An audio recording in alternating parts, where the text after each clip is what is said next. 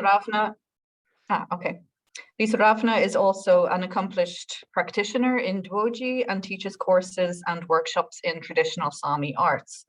Her talk today is based on material that she's currently writing up for publication, so please do contact her directly if you wish to reference anything that she discusses today, and we will share everyone's contact information. So I just want to flag that this is work in progress for Liisa-Rávná. So Lisa, you're very welcome. The floor is yours. Thank you. Okay, so first off, or as we say in Sami, good morning, or as you say in English, good morning, we say Boreyivit. So first off, I would just like to say Olvihto, thank you for that wonderful introduction. I'll do my best to live up to what it promises. And in that sense, before I begin my talk today, I would like to give a few words of caution. So, as you have already heard, the subject matter I'll be talking about today is very much work in progress. So bear with me if at times it seems that I stumble along the way or connection that doesn't really make sense occur. If that is the case, I really hope you will use the Q&A session to challenge me or ask for clarifications. So I welcome any dialogue. And I really hope for a good one today. Second, I am recovering from surgery, and so my energy is not what it normally would be, which means that my performance today might suffer some, but I hope you'll be understanding and that we'll manage to get through this session together just the same. Right.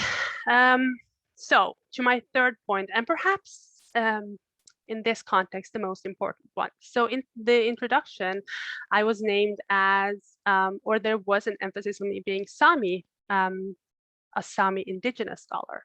And now I realize that to some of you, this might be a detail of interest, but perhaps not necessarily one of particular relevance. Let's see. Yes, I'm going to. Do everyone see the PowerPoint? Yes, we can see it. Yeah, great. So, right, as I was saying, perhaps some of you might not recognize the relevance of me being introduced as a Sami scholar, but actually, I assure you, it is very much of relevance because whether we like to admit it or not, there is. Liisa-Rávná, sorry, we see your presentation as speaker view, so I don't know if you want to share the full screen. Let's see if I can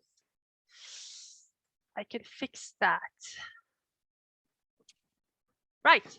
Do you see? Yes. Yes. Perfect. Okay. So I'm working on two screens. So this is technology. But we'll get through it. So an established way, there is an established way of doing things such as these talk within academia. And this is a convention, if you will, a canon of right and wrong, creating the normative that we as scholars is expected to adhere to. But as an Indigenous scholar, I primarily work from a place of Indigenous methodology. And as such, the established structure rarely suits. And this naturally brings up the question of methodology, or more to the point, how we indigenize them.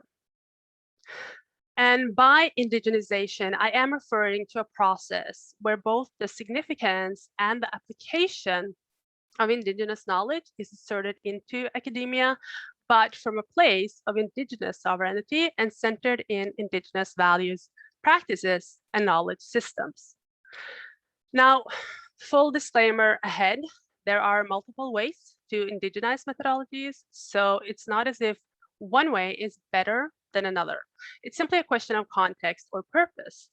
And in that sense, the following is how I chose to center and prioritize Sami values, practices, and knowledge systems, using, or my chosen method being stories and storytelling. And this is really a choice that is easily explained So I'm guessing a few of you might have read or is slightly familiar with Linda Tuivai-Smith's classic decolonizing methodologies. If not, that is one book I highly recommend you to read. Anyway, in this book, Smith states that storytelling is a useful and culturally appropriate way of representing the diversities of truth within which the storyteller, rather than the researcher, retains control. Now, this is an especially valid point, as all too often written sources have, at best, neglected indigenous peoples, but far more likely, they have simply erased them from history.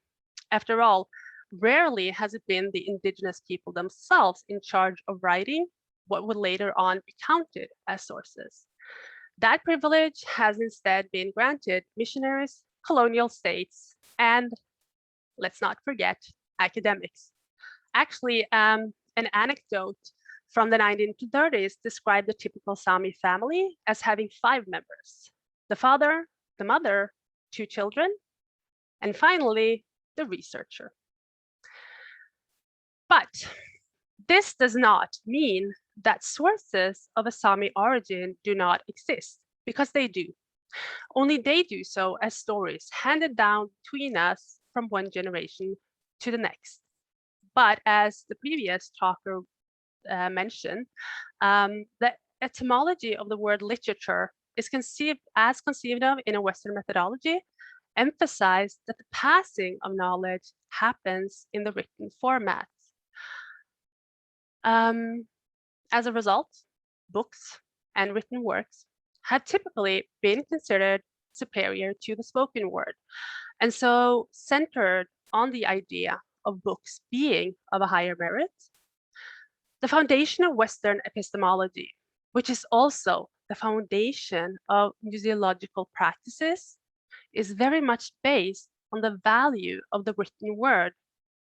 But as Sami professor of literature Urpo Hirvonen states, in Sápmi and many other indigenous communities, oral traditions should be thought of as literature, meaning that similar to many indigenous societies where written materials have been the exemption rather than the rule, in Sápmi, it is the stories that serve as our literature. As bodies of living cultural knowledge, however, stories are not only spoken, they are also inscribed onto objects as documents of law, archival repositories, and records of history, as well as into practices. So today, in the true spirit of our Sami literature, it is stories that provide the outline for my talk. But what does that really mean? In a great reflection on Sami storytelling, one of our greatest scholars of methodology, Harald Gaski, has explained how a Sami way of storytelling, and I quote, tells a lot of stories simultaneously, one digression leading into another one, and so on. But you can rest assured that a Sami story always returns to its original point. As such, I have in the following chosen to do this talk as if I were speaking in my community, gathering at the arran, the fireplace, convening the collective, opening the paths between past, present, and future through the act of storytelling. One story leading into another one, and so on, but always returning to the original point of reference, and as such to the question of a Sami duty of care in museums. And what better way to start than with a story? Granted, this story does not belong to me, but was kindly shared by Sunna, a Sami doyar or a practitioner of Doti. And today I share it with you in the same spirit. I do feel the need to take a small detour, however, and spend some time discussing the meaning to both doyar and Doti. I'm sure that many of you have some idea as to what I'm speaking of when I mention Doti, and really, I wouldn't be surprised if some of those ideas revolve around the concept of craft, because historically, that is precisely what Doti has been presented as by those outside of our communities. But this is a translation that is not centered in a Sami context. What's more, it's actually the result of a historical de-evaluation of the practice that came about due to several colonial strategies from the 16th century onwards. And had I the time, I would love to summarize all of these strategies and specific consequences, but that would have to save for another time. For now, getting back to the definition of Dwiti, I do want to stress that there really is no synonymous terms in any other languages. And just to be clear, the sheer breadth and complexity that we find in the practice of Dwiti far outweighs the idea of craft.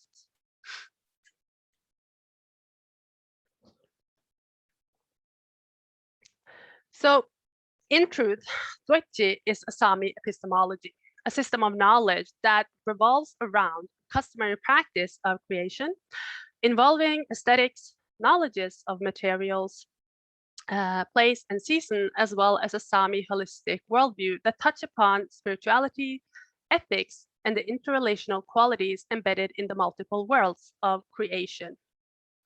Now, I'll get back to the specifics of this definition a little later on, but for now, I want to state that those that practice Dwiti, the Duayarat, are basically what counts as the Sami academics, trained and educated within this epistemology.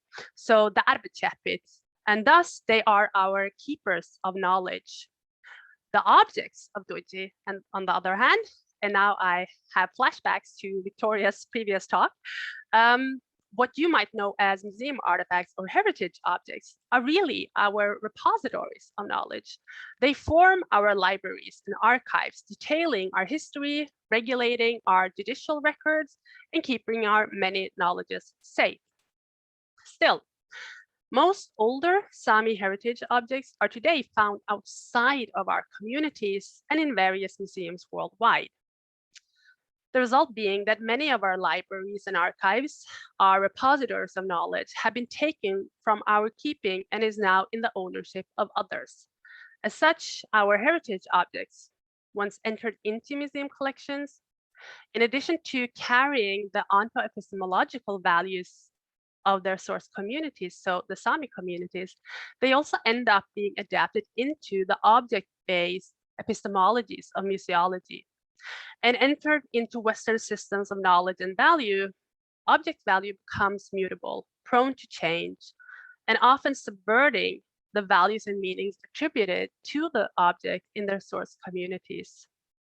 For my own part, I term this removal as the brutality of displacement. And Sunna's story is an apt explanation as to why. Because like so many Dwayars before her, Sunna has in her practice of Dwiti been forced to seek out museums in order to learn about Sami history and to find the records of our traditional governing prior to colonization, and in order to remember our knowledges. When we first met in 2018, Sunna had just recently returned from abroad where she had visited several museums with Sami heritage objects in their collections. Her experience had been deeply upsetting, and she told me that there I heard the voices of my ancestors in all the Sami things that they had. People around me spoke on their beauty. They said they were so interesting to look at. They were happy and pleased. I wanted to cry. I felt that they too would cry if they could. I think that as museum workers, it is essential that we stop and reflect on what it is that Sunna is really saying here. Because to my eye, she is actually demonstrating a poignant truth that for Indigenous people, museums are often perceived as intimately linked to colonial violences, and thus they are also viewed as very painful spaces. This essentially trickles down to one fact, that museums operate alongside certain criteria and expectations. And by doing so, they inevitably center specific values and understandings or methodologies. How we as people approach the museum and experience the objects found within depends on whether or not we share those values and understandings. what it comes down to that is a question of how you center your perspective. Which methodology do you work within? Because depending on the methodology, museological practices may hold vastly different meanings. Take conservation for one. In a beautiful conversation on First Nations cultural heritage objects in museums, Miriam Clavier states that conservators approach preserving the cultural significance of a heritage object by preserving its physical integrity, which they can read through scientific evidence, and its aesthetic, historic, and conceptual integrity, which is interpreted through scholarship in related disciplines, as well as read through physical evidence. Many First Nations, on the other hand, view the preservation of the cultural significance of a heritage object as inseparable from the preservation of traditions, oral history, community, and identity as First Nations. Preservation is about people, and objects have their role in cultural preservation. I would perhaps prefer to exchange the word preservation with continuation of practice, as preservation seems so very anthropological, situating Indigenous people once more within the domain of ethnography. And if nothing else, today I hope to impress on you all that considering museum collections of Indigenous origins as ethnography alone is actually doing both it and yourselves a disservice. But again, this point is also too complex to dedicate any significant portion of time in the present talk. So instead, I shall focus on the fact that the quote I just read gives an excellent framing, or better yet, presents a good entry point into today's talk on what a Sami duty of care, the ethic of Guelmiehdahke, could possibly mean for museological practice. Always, when I'm discussing Sami ethics, there is a particular story that is brought to my mind, but instead of having it told to me as a personal recollection, this particular story is sacred and details the creation of our world.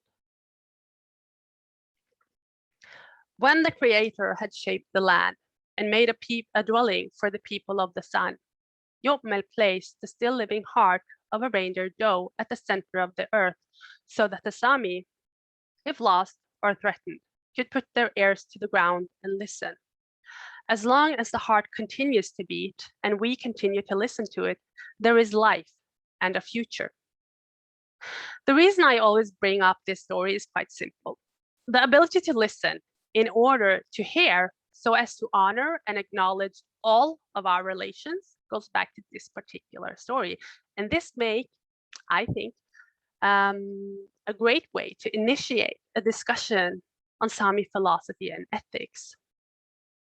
Because similar to many Indigenous philosophies, a basic principle in Sami philosophy is the understanding that our world is one of relations.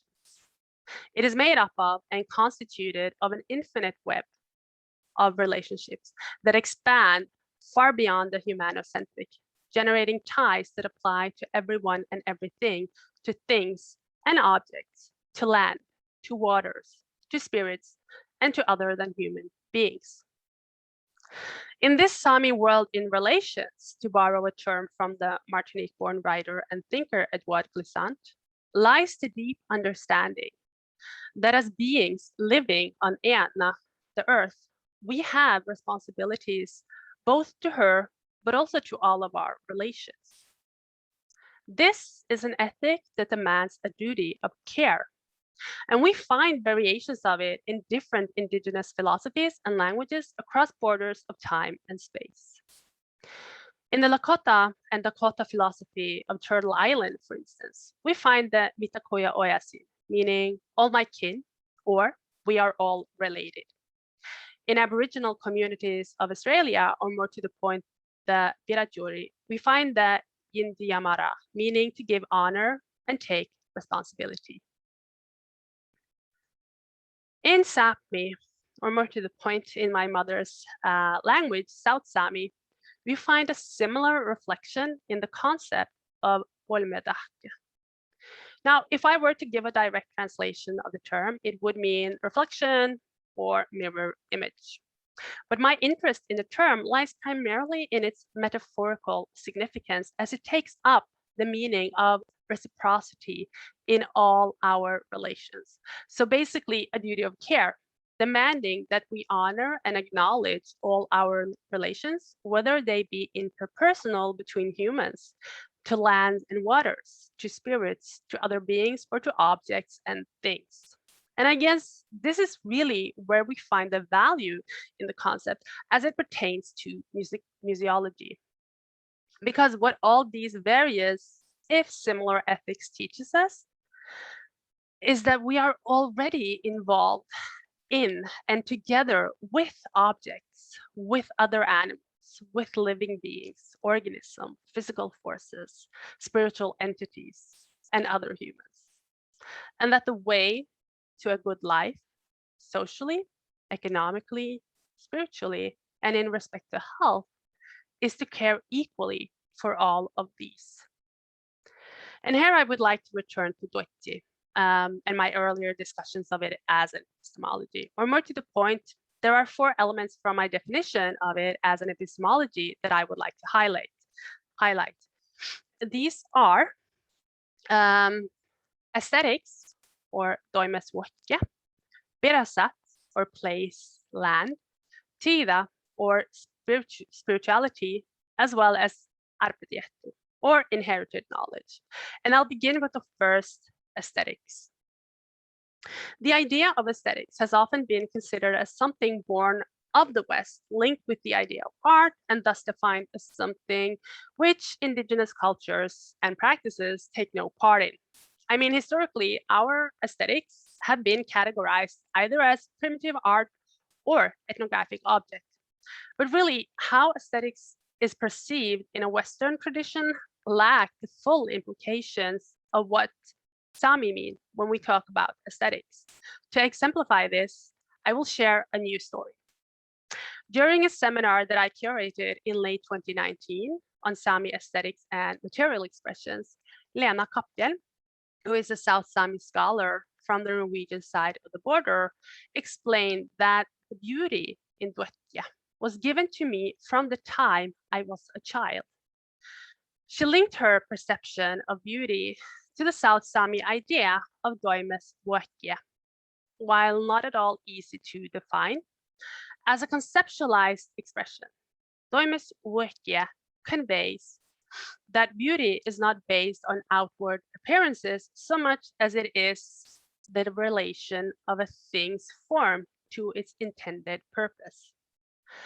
Doimesvuokke, as such, is very much an expression of beauty as relational, which actually reflect what is a larger international tendency within indigenous aesthetics, where the purpose behind creation and presentation is actually more important than the means of creation or the content of it. A good example of doimesvuokke in practical terms is found in the nahpi, which is a milking bowl for collecting and storing reindeer milk. As seen in this slide, the nahpi has a distinct shape. It's rounded, it has incurved walls.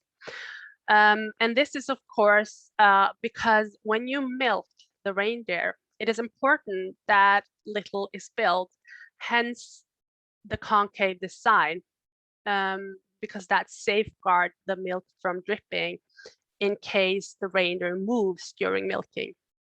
So I would say that the nahpi is one example of the aesthetics of an object being decided by its purpose, because reindeer milking has today been mostly abandoned, but the nahpi is still in use. And even if both the style and purpose is slightly altered, the typical shape is still maintained, carrying with it the stories of old.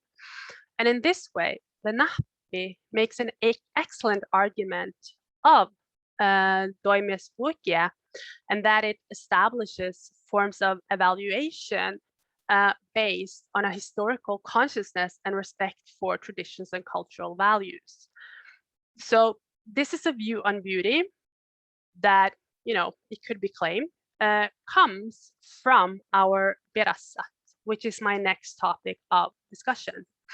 So if we look to the multitudes of indigenous systems of knowledge from around the world, one of the commonalities that is easily detected is the influence from our surroundings and place, our Berasat. And to explain the meaning of Berasat, I would like to share another story, but this time one of a more personal make. The last time that I saw my granduncle at a family gathering, he spoke to me of the land and how it had shaped our ancestors and how it continued to shape us. He made sure to teach those of us listening the names and places of his childhood. And he made sure we knew that these lessons came from his elders and their elders. 3 months later, I received the news of his passing, and I realized then why he put such importance on teaching us that day. Because most indigenous worldviews come from ontologies that are shaped by the relation between people and land. It is this relationship that defines our existence, because the land is where we are born from, remain attached to, and must one day return to in order to be united with our ancestors. So throughout a continuous presence in and on the land, indigenous peoples have for generations developed knowledges that are shaped from their surroundings based on the experience of seasons and of place. And in this way, our Berasat helps shape how we understand and view the world. Now, there are many practices within Duetji that embody this, but I think Barket is perhaps one of the more obvious. So one of the many steps necessary when tanning and preparing animal hides in the process of storing is the process of storing the hides in large containers imbued in decoctions that have been made from dried bark. This process not only helps color skin, but it actually works to make it waterproof. And because the process or the practice of barket demands that the person in charge, which is most often a doyar, knows which plants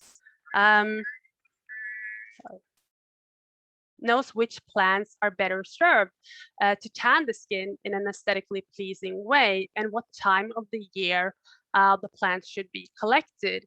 They need to possess a knowledge born from one's experience in maintaining relations with the land, knowing how the seasons affect the plants, and furthermore, how the plants affect the color of the skin once tanned. In Sami, and again, I have to make a slight distinction because now I am referring to the North Sami language more specifically. I have heard this expressed as or the material shows you the way, which emphasizes the importance of this knowledge that is of the land and of place. The next aspect of Duetji is Tida, often translated outside of our communities as superstition. Tida has for a long time been disregarded as a concept of value, but actually Tida is extremely relevant in the practice of Duetji, where it reflects a spiritual dimension. So a Tida may take many shapes and forms. It can be both a form of lore, it can be a spiritual belief, or it can even be a specific bodily act. But whichever form it takes, the purpose of a Tida is always to regulate the relationship between individual and collective, as well as the internal and external world. There is, to my knowledge, no complete syllabus written that details the specific acts, practices, and beliefs regulated by Tidas. Rather, a Tida is passed down the generations and amongst peers by storytelling and through bodily acts. One example of this we find in the Chalichimya, which is basically a secret language of iconography in the practice of Duetji. So In the 17th century, for instance, when Sami religion was banned and the drums of the Noidi was confiscated or destroyed, the knowledge contained in them were partly transferred to Doiti and preserved in the Chalitimia. A quick detour here. The drums in question have been heavily researched by anthropologists and ethnographers, and there are many suggestions and claims as to their purpose.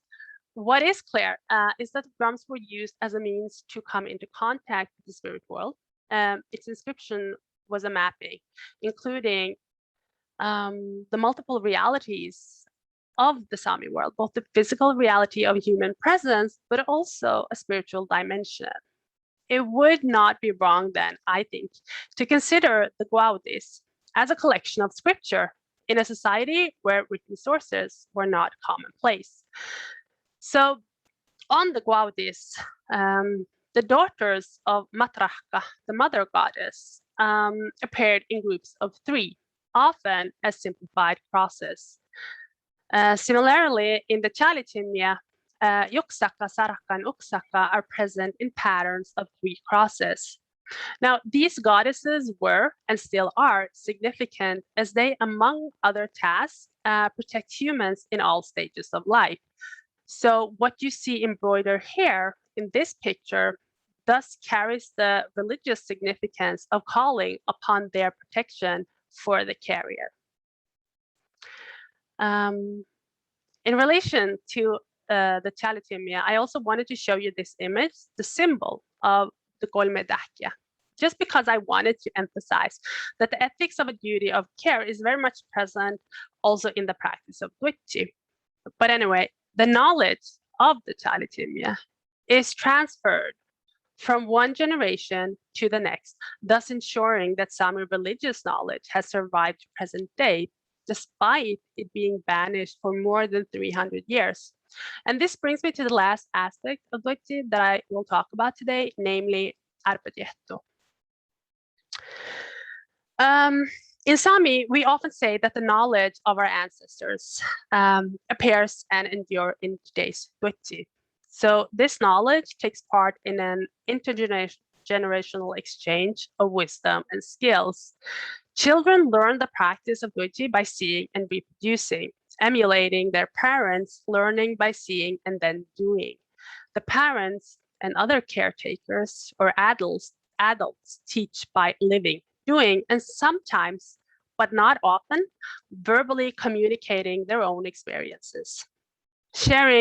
In this way, sharing not only a cultural practice, but also the knowledge, traditions, beliefs, and history generated by that practice through the generations. So Duchi then links the past with the present, connects ancestors to their descendants, and more importantly, engender a cultural competency in its practitioners, conceptualizing an immaterial representation of a Sami worldview and a Sami understanding of aesthetics. In this way, Duchi truly is a system of knowledge, a Sami epistemology. So there is a reason that I have spent so much time arguing the value of objects of Duchi, because I wanted to sort of invite a reflection on how should we understand the Sami heritage objects that are so prevalent in museum collections. I think it's safe to claim that when acquired by museums, the primary qualities of indigenous objects, as well as the context in which they are interpreted, are far more likely to be decided outside of the source communities. As one Doyar explained it, I feel as if they're locked up in there. This is no good.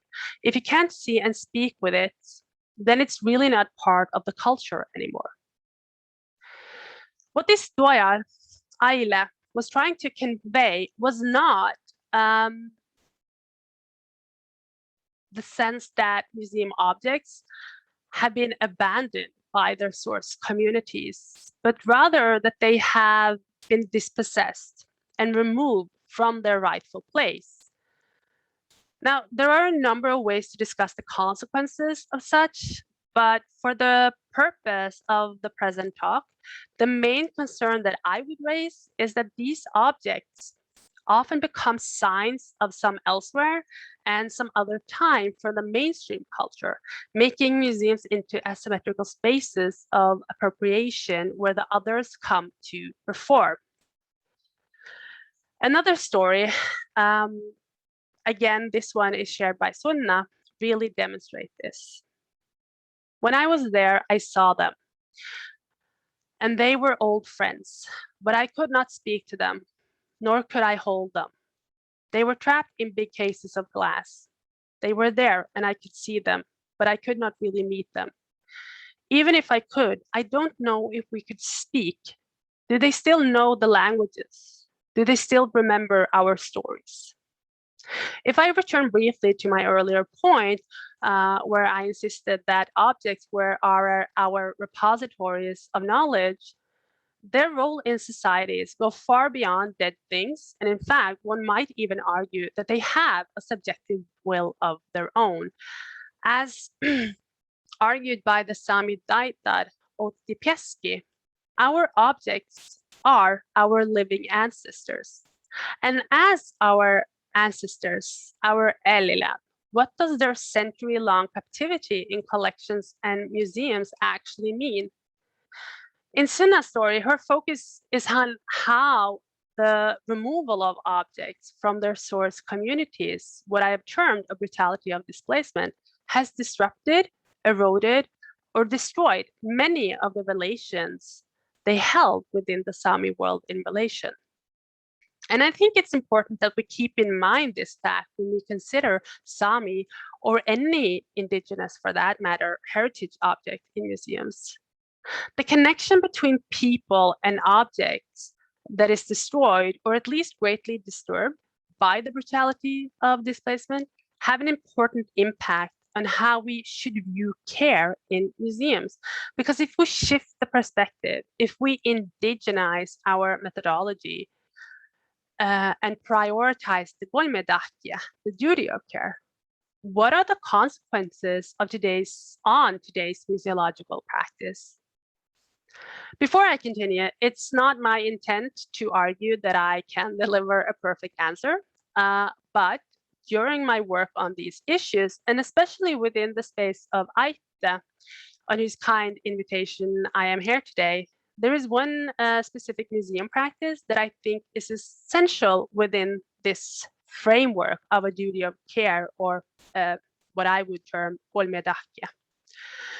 So in the museological literature, what little has been written, this practice has been identified and referred to as the ceremony of, or a ceremony of renewal.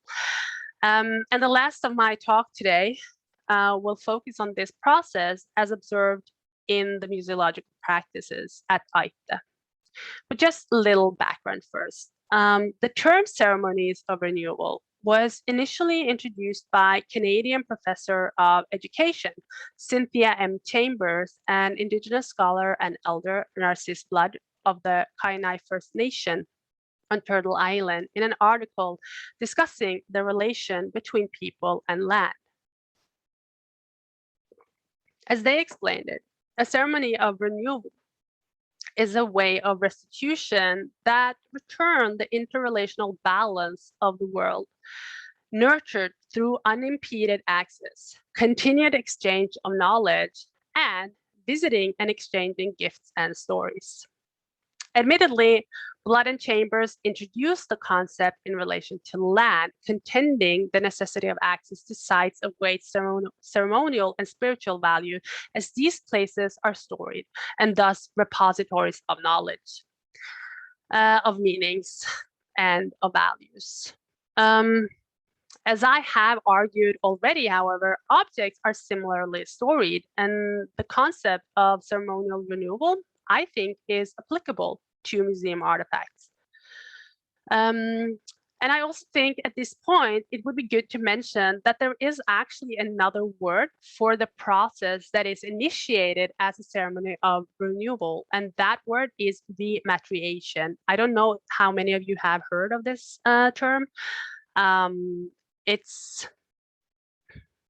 it indicates a return, but unlike the return of an object alone, as indicated by the term repatriation, repatriation takes on the meaning of restoring a living culture to its rightful place, and to restoring a people to a spiritual way of life, to sort of initiate or remember a sacred relationship between objects and their ancestral lands without external interference.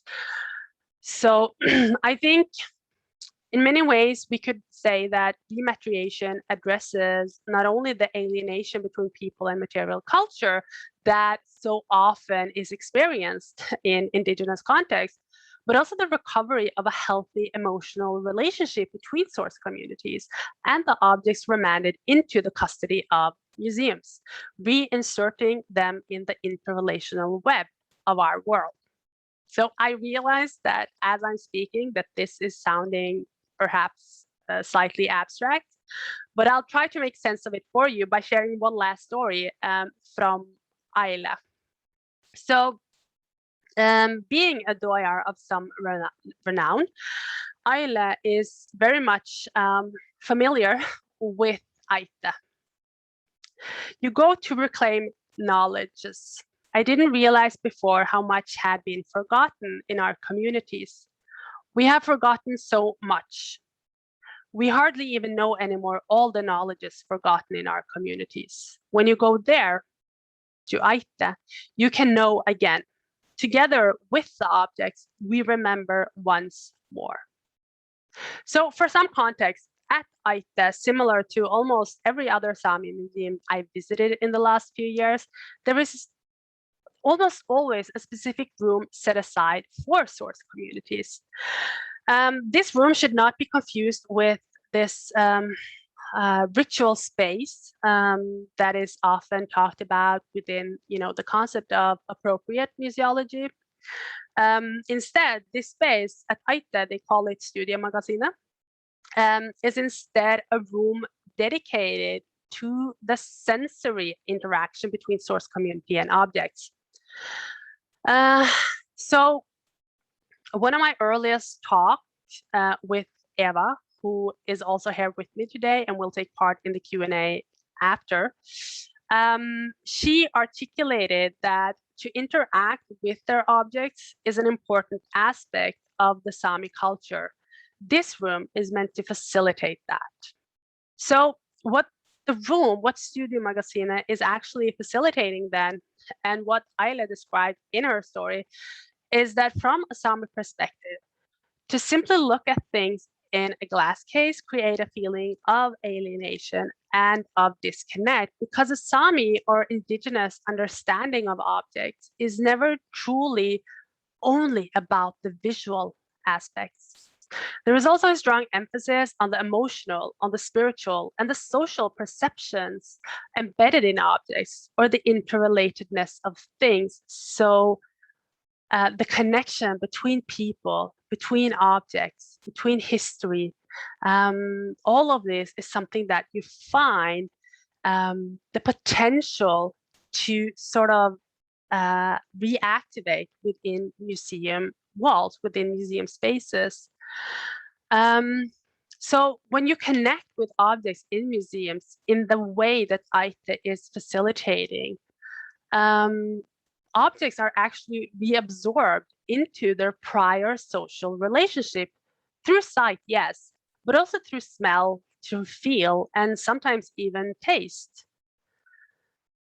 And I would say that Aite, working to meet this need to ensure that objects and people can reconnect, they embody a Sami duty of care, not to museum guidelines and UNESCO criteria alone, but also to the source communities, and more importantly, to the objects themselves. Because more and more, indigenous institutions are implementing their different expressions of duty of care.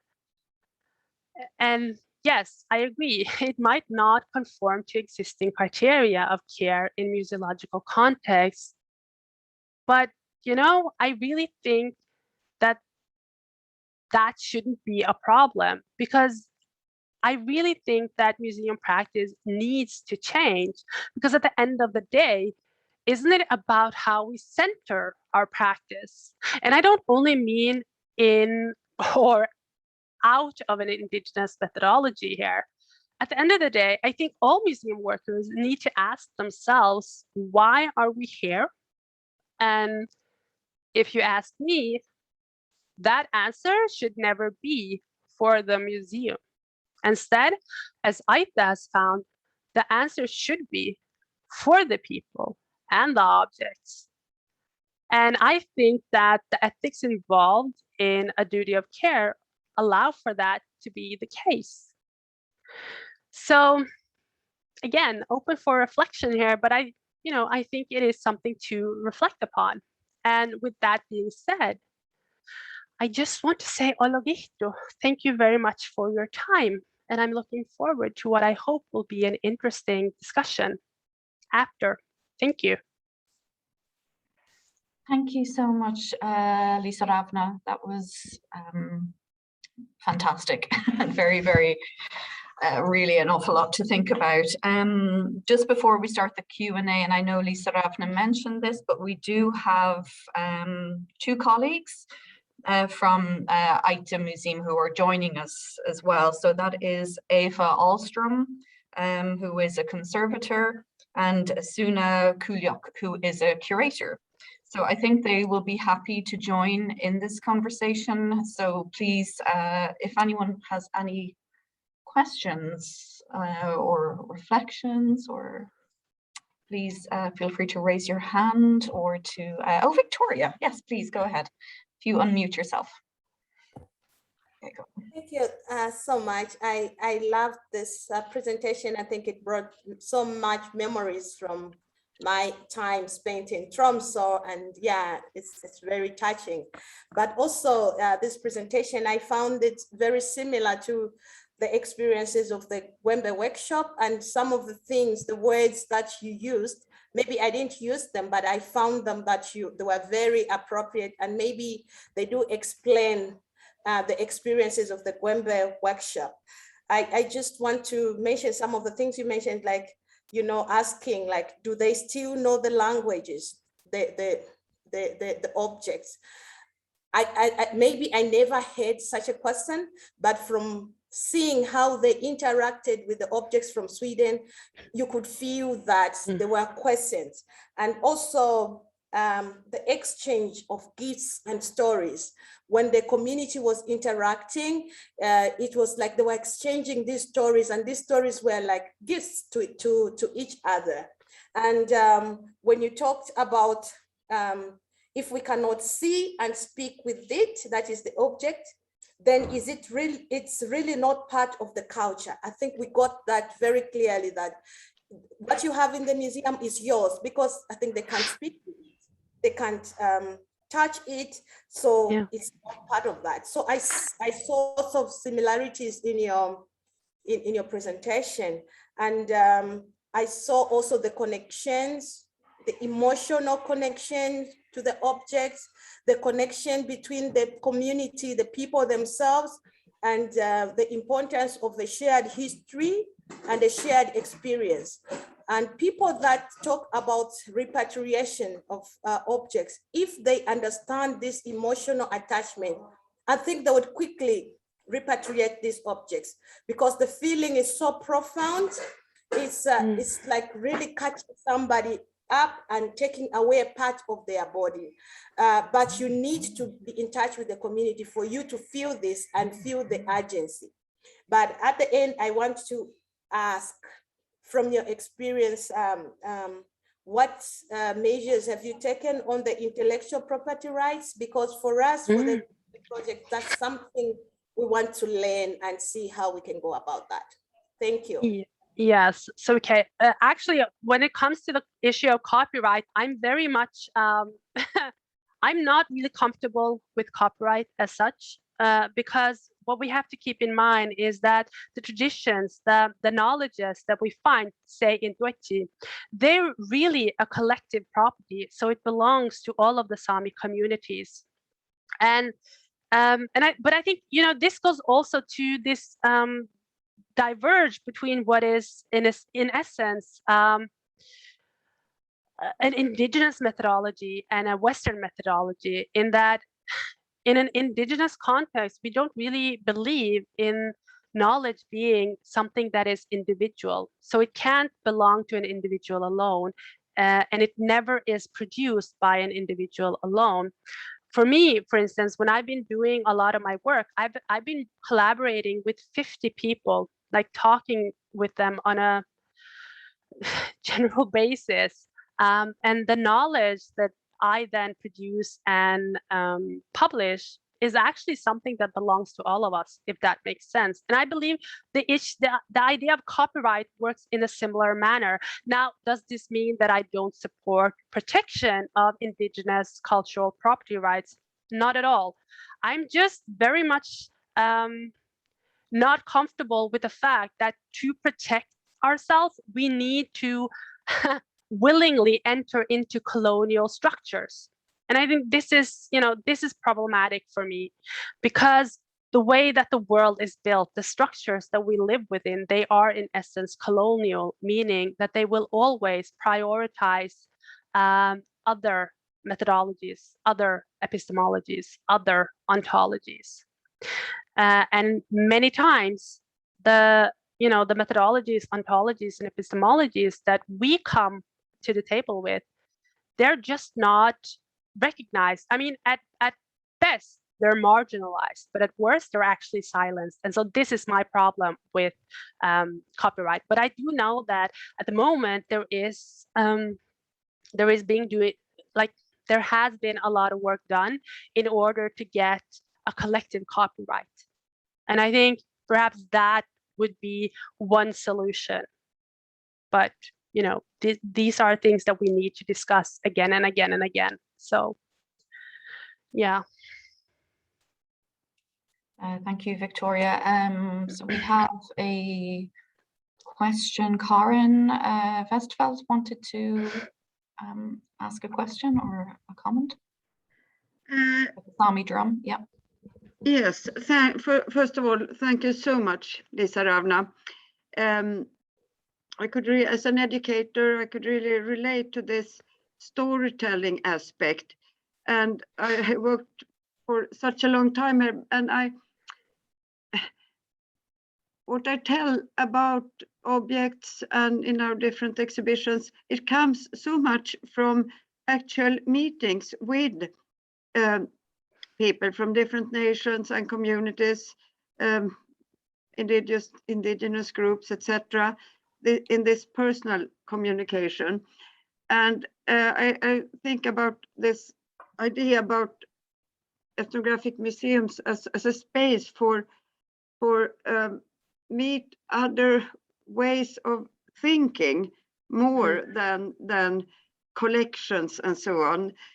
So I could really relate to that. And can I try, I don't know if this will work, to share my screen. I try. Can you see it? Yes, yes, we can see that. Very short. This is a drum made by the Doji, I don't know how to, Helge Sunna in Sweden, Sami monk, quite well known.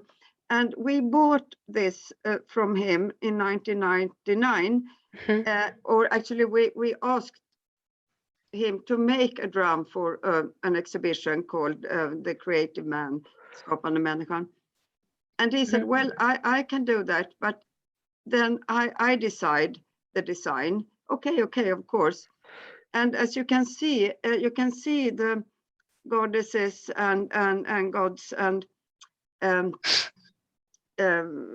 traditional symbols on the drum, but you can also see cars, helicopters, etc.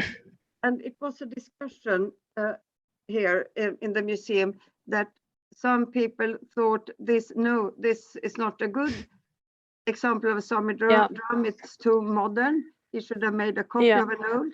But actually, as he told a story about the birch he used, the hide from a reindeer cow, and that the image of the drum is like the world, the universe, and it has been so helpful for me as an educator to explain exactly what you said about everything is connected, and this is a true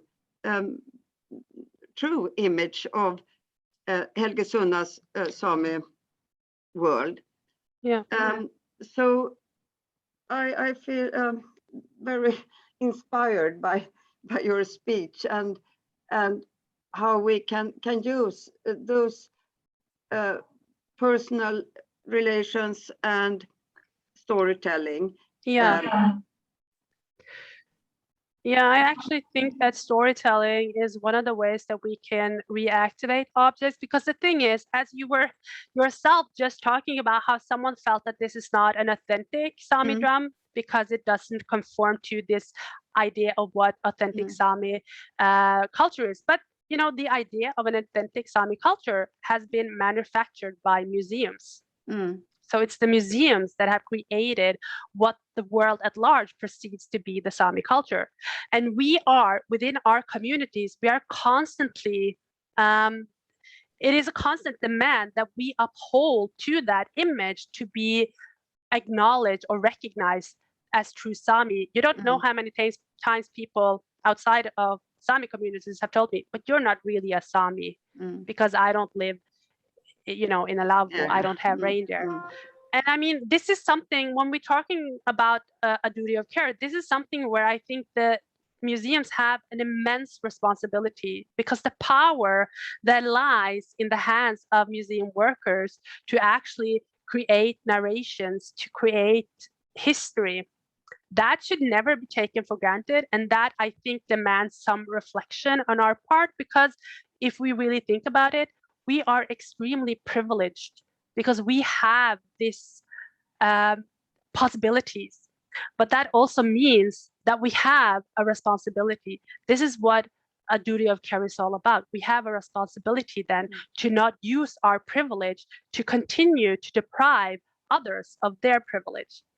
And this is one of the ways that museums and care in museums can actually be a very healthy and process and help democracy and basically help produce a better world to live in, I think. And it's, I don't think that we reflect on that responsibility often enough, because for us it becomes sooner or later this is my job, this is my work, so I go into the museum and I do it and then I go home. But you know, that's a really, I don't like that that way of working, because I think that as museum workers, because of the museum's power to name and represent, we actually need to work twice as hard to ensure that how we name and represent others do not go against their own articulation of self, if that makes sense. So, yeah. I agree. Sunna, you have your hand up. Yes, I think Victoria asked about the language and the Sami language, and it is, as many indigenous languages, the Sami languages are endangered, and through the last maybe 50, 70 years, many young Sami people were not taught their own mother tongue, but the major language in the country, for example, Swedish. And that also has to do with them getting the education in the boarding schools. So and as a curator at Aite, it is one of our uppgifter, what is that in English? Your one of tasks. our tasks to actually try to use Sami language as much as we can with the objects, and also to use the Sami, the name from the kind of right Sami language, so that the object from one region gets the name in that region. And we just had a comment on our Facebook, so I will see if I can share my screen on that. Do you see my screen? Yes, it's coming up now. Because on our Facebook, Aite's Facebook, the one who is writing there, she showed this pelts, this reindeer fur clothing, and she writes that is a female, used by females in the Kariswando area, and it's made from reindeer calf skin that was slaughtered in August, and the name in the North Sami language is Beska. Yeah. And then we had a comment, and I just loved it. And it is actually Helge Sunna who has made the drum that Karin Westfeld spoke about, and he is from the southern part of the North Sami area, and he writes Modda.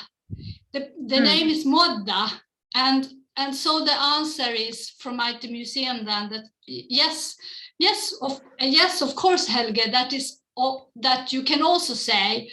And as you can see in our registration, we have also used the name Modda there. But I was happy to find it because he is from this region that is on the border between North Sami and Lule Sami language. So it tells me something. Okay, in their area, which is considered North Sami, they are using this word Modda that is considered Lule Sami. Yeah.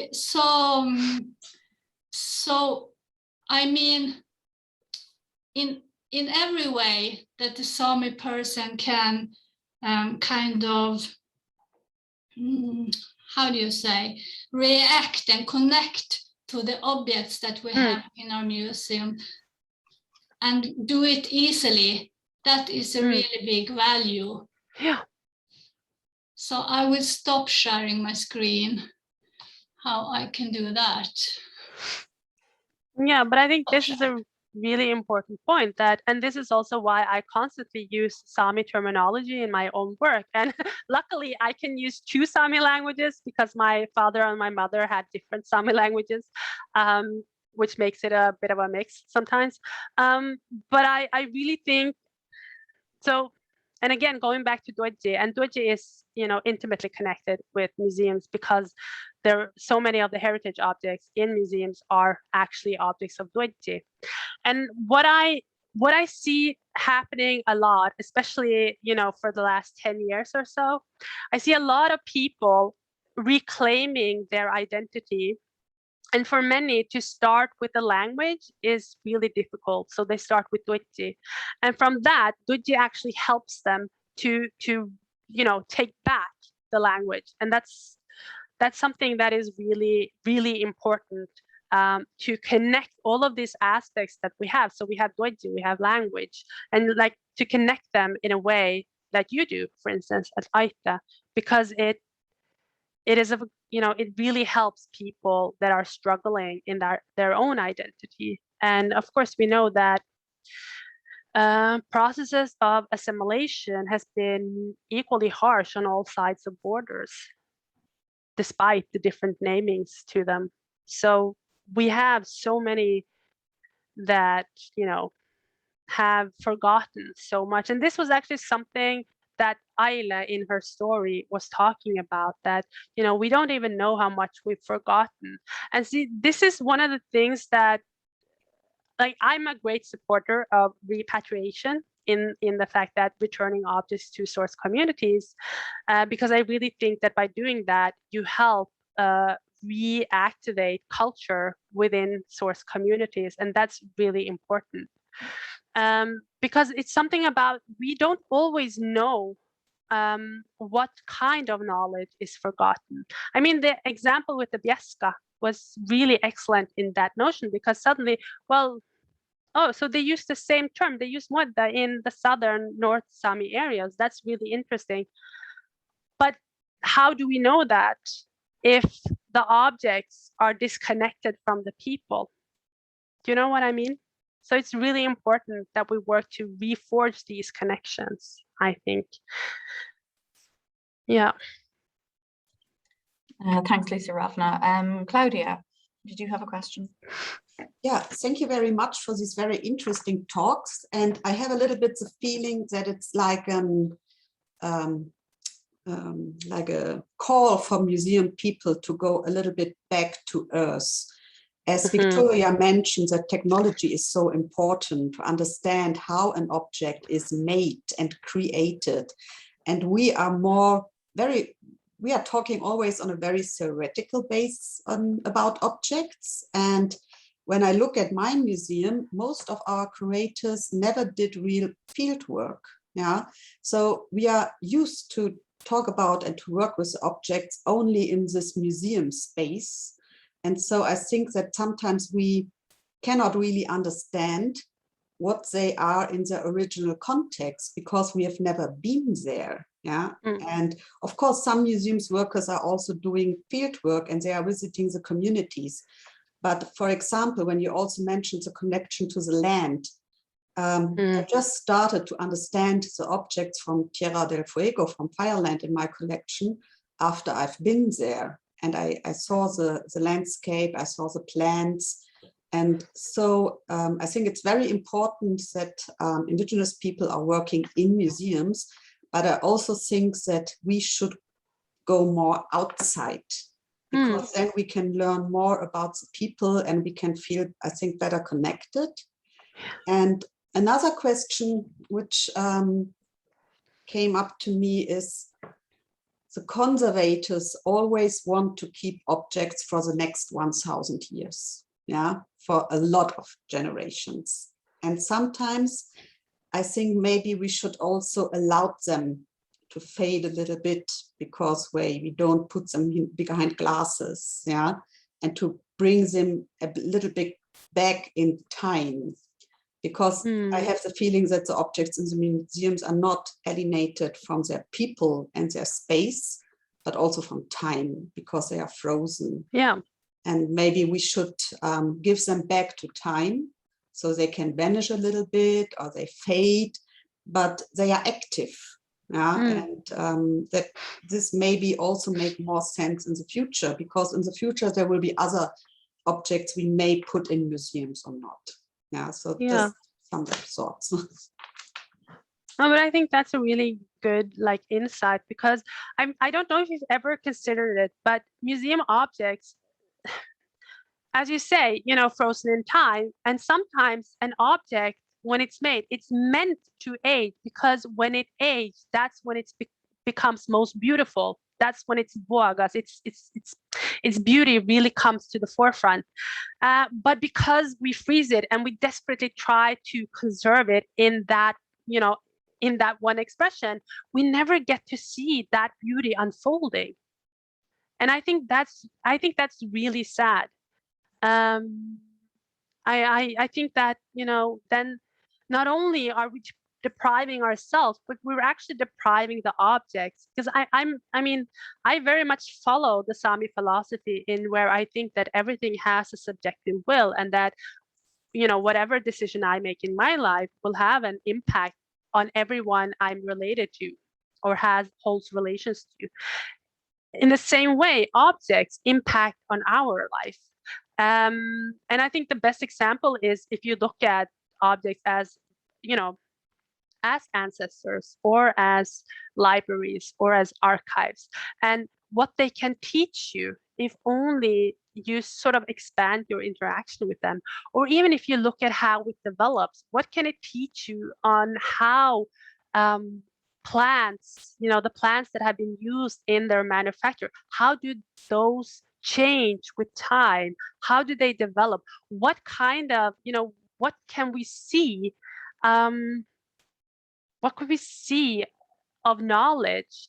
For instance, in Sisti, so when we tan skin, and we do it by hand using the process of barket, I was saying earlier that this actually make it waterproof. So if you tan skin by machine, that doesn't happen. So you need the interaction between the materials and the people to actually create the best product. But I mean, is this knowledge that, you know, in a museum, would you know this? Would you test the skin with water and see, oh, this is waterproof? Of course you wouldn't. I mean, most of us working with skin, if we smell it, we can actually tell if it's been, you know, we can tell if it's been made by hand or by machine. Sometimes some of the amazing doyers can even actually smell and see, I think this has used this and this type of bark. This has been, so it just goes to show that there is so much knowledge in these objects, and we are actually depriving ourselves of taking part in that knowledge by conforming to this established traditional criteria of what conservation is, of what museum work should be. And I mean, yes, I completely agree with you. Go out in communities, talk to people. That's the best way to learn, I think. And also give the communities access to their objects. I mean, true access, not only going into museums and having them look at it in glass cases, because that almost never gives any of us anything. When I go to see an object, for me, what's most important is I want to touch it, I want to study it, I want to lift it up to my face, and I want to see which techniques can I recognize, which techniques can I not recognize. And, you know, this is how we learn. But as long as museums keep the objects from us, and I'm talking as a doyer, as a Sami person, as long as museums keep our objects from us, we don't get that opportunity. And that's, you know, for me, that is a real, that's sorrow for me. It's a true grief to not have access. Yeah. Okay, and Michael, I know you had your hand up, but I was just going to ask Eva if you had some reflections as a conservator working in Aite on how do you know, working with Indigenous ways of working with, and then as a conservator, which it seems to be a very Western constructed role. So yeah, please, if you have any thoughts. Yes, thank you very much. Can you hear me? Very faintly, so I think you will need to turn up your microphone a little. Because my connection is not so good. Okay. Yet. Try. If you really speak into the microphone. Yeah. Yes. Can you hear me now? Yes, that's better. Better. Yes, I'm a conservator at the Aite Museum, and Liisa-Rávná has said a lot of things, so I don't know what to say, but I can say when I meet the Sami community, Sami persons, visiting and study the objects, I will say they are getting something. We at Aite also get a lot when we meet them. But I would also say that we are at Aite, it's a Sami staff. I by myself is living in a Sami family, and we are always working in a Sami perspective. So like Sonna said, the terminology, the words connected to the objects is so important. And if you recognize, we have several Sami areas in different Sami language and different aesthetic pattern and different things in different areas. And when it comes Sami from South Sámi, for example, they give us something. And North Sámi, they give other things about their objects. So on. I don't know what more to say? I can say I'm a conservator, but we do nothing with the objects. We always think on the environment. Should be a good environment for the objects, but we want not to do anything with with the objects. And we have a kind of tragic history. We lend 10 historic Sami drums from a central museum in Stockholm, and we have lent it for nearly 30 years now. And someday, for about 20 years, they said, you have to give us back a Sami drum. We have to conserve it. And we were, I can't find the words, but it was a tragic thing, because you don't have to do anything about these historical drums. They should be as they are. So it was a little history. Yeah. I think that also raises a very interesting question about how you work in ITA, and how you work impacts on how you can work with other museums and other institutions. So because your approaches are Indigenous led, and it's not the same as working in a museum perhaps like the one Michael and I work in terms of the structures and the hierarchies that are in place. So maybe, I don't know if you want to offer a thought or reflection, Suna? Yes, what Eva said about conservation and so on, it also made me think about the importance of the objects, how you work with them for exhibitions, because in Sami tradition there are colors that are sewn with lots of embroidery with tin, but also with silver jewelry on it, and they are often very old, many hundred years, and the silver has been sewn on with sino thread from the reindeer sinews that were made. And we have had some examples of how these central museums, or at one central museum in Sweden, actually was going to make the silver shiny again, and took all the silver off the color and then sew it on again. And of course then you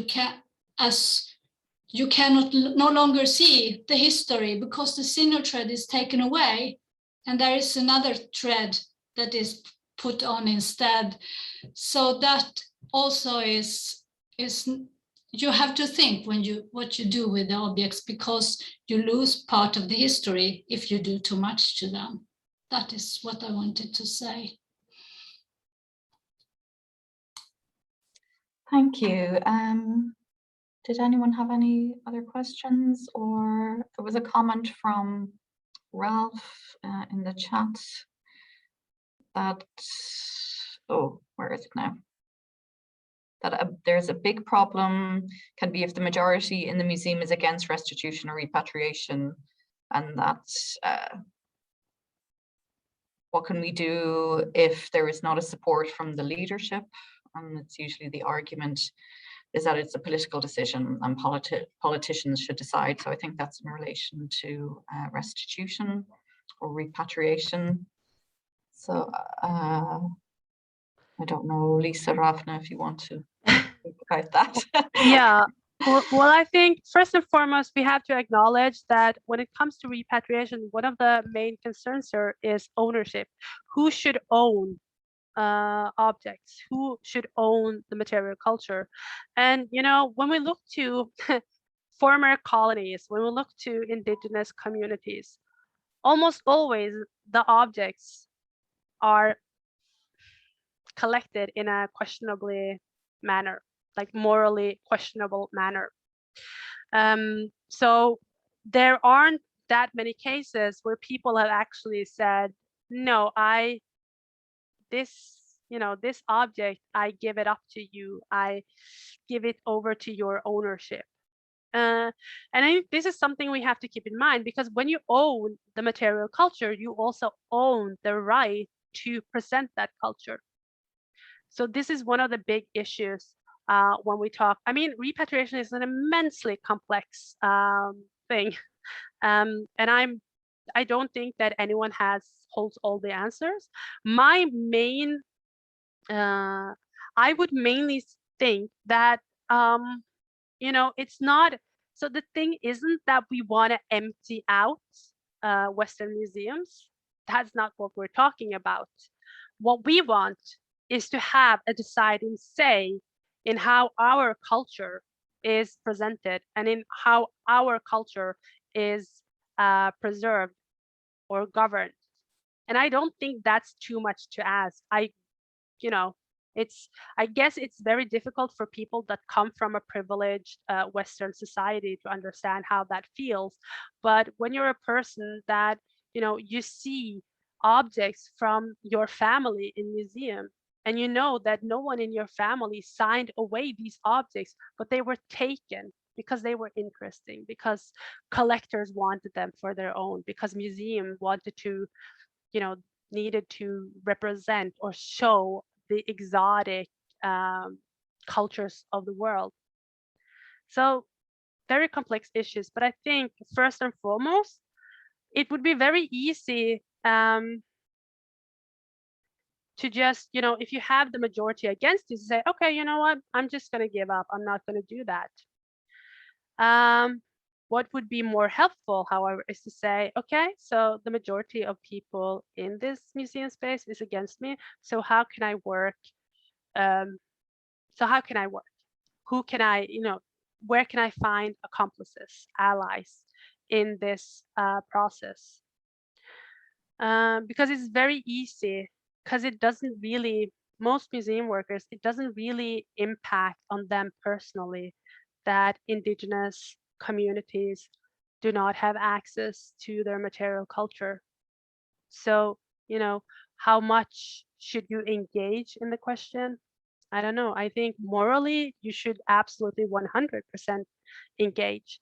I think that is one of the responsibilities you have as museum workers. Again, now we're talking about the privilege that I was talking about earlier, and how, how it is a question of how you use your privilege. So do you use them to maintain the status quo and preserve your privilege? Or are you actually doing something worthwhile with your privilege, ensuring that people that have been suffering within colonial systems for centuries finally have some form of recompense? And I'm not talking monetary recompense, but basically just having sovereignty, autonomy, the right to decide for themselves who they want to be and how they want their culture to be portrayed. I don't think that's too much to ask. Actually, that is basically one of the human rights. And the Western world, the white Western world, has that right. You've had it. You've always had it. We don't. So it comes down to that question. Do you want to maintain the status quo where you have autonomy, but we don't? Or do you want to work to ensure that we too have our autonomy? And I mean, I know that that's a heavy burden I'm placing on you right now, but I really think this is something you should all reflect upon. I think definitely there's a lot there that we can take, and maybe in the second workshop this afternoon, really think through on a deeper level about moving forward and how we can maybe strategize and come up with processes that we would ideally like to see within our institutions. So definitely we can think about that. There is a comment from Victoria. On restitution in Africa, we asked this question: if objects were repatriated, why would museums in Europe be empty? There is nothing to exhibit, or are we their only exhibits? So many people asked that question for Victoria. Yeah. And then Maeva, Dr. Tung has written that the Museum of Anthropology at the University in British Columbia has been active in repatriation and later collaboration with source communities. Yeah. Their collection even grows larger instead of being empty. So communities they have faith in that museum and they entrust it with artifacts. So yeah, Claudia. Yeah, I don't believe that our museums would be empty because there's a big diversity in indigenous people. And for example, the people with whom I'm working in the Amazon, they prefer to be represented in the museums, in Europe, so they are visible to the world. Yeah, of course, they also want to share their stories. And my really best experience in a museum was the Museum of the American Indian in Washington. They are telling very difficult and hard stories, but they are telling them by the communities. Yeah. And so that was an extraordinary experience. Yeah, that I visited this museum and I had this experience that the people are telling me their stories. And even if it was not always easy stories, when I came out after, I think, 6 hours, and I'm normally spending not 6 hours in a museum. Yeah, normally after 1 or 1.5 hours, I'm bored or I'm tired. Yeah, but I make a break and I went back, and it was so amazing, and I was happy. Yeah, and this normally I don't have, to be honest, when I'm telling the stories or another curator is telling the story. So I think we can only win if we open our doors, and we will lose nothing. Yeah, I agree. Okay, we're just 2 minutes shy of 12 or midday, so I think we could wrap it up unless anyone had any other quick comments or questions that they wanted to ask. No, okay. Oh, Michael, please go ahead. Oh, your microphone. It's not really a comment or question, but also just the purpose of us talking also from different parts of the world. Yesterday, our speakers from Taiwan talked also a little bit about issues of ownership and copyright. They touched up on it with the Paiwan ancestor Mukai. So it might be interesting, maybe we don't have time now, but at some point maybe to also be able to share about how different peoples have dealt with ownership of designs and so forth, but just to bring that up. Definitely, and of course there was a lot with Shannon and Colleen's talk yesterday talking about the healing process and the healing work that restitution and repatriation can bring to a community. So I think we can also maybe think more about that after we've had our lunches. I'm going to ask you all to please leave your links open because my colleague Anna is going to set up breakout rooms for the first of our workshops after lunch. So we just need to see who's still attending the meeting. If you're planning on not coming back after lunch, please leave the meeting now. And yes, so we'll be back in an hour. Just you can turn off your cameras, turn off your microphones, and when we come back at 1 o'clock, we'll have a few minutes just as an introduction to what we're going to do in the workshop, and then Anna will have set up breakout rooms where we'll have smaller individual discussions, and then we'll all come back after 15 minutes for more group discussion. Okay, just really sincerely thank you very much even to Liisa-Rávná for really a very interesting discussion, very thought-provoking, and also to Eva and Suna for your contributions as well. We very much appreciate you taking the time to join us for that. So have a nice lunch, everyone, and we see you in an hour. Thanks.